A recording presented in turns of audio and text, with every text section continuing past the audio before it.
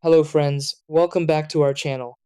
If you've got the Bose Bass Module 700 and you're trying to connect it to your soundbar, you might expect it to pair instantly, but sometimes it doesn't show up or connect right away. This can feel confusing, especially if everything is powered on but there's no bass output. The reason is that the module needs to be properly paired through the Bose system, either using the app or manual syncing. Since it works wirelessly, even a small setup step missed can prevent it from connecting.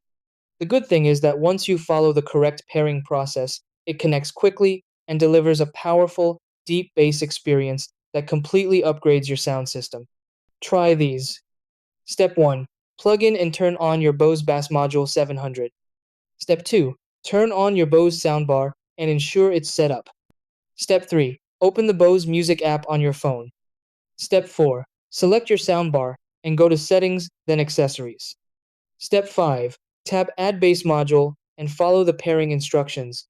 Step 6. Wait for confirmation and test audio to ensure connection.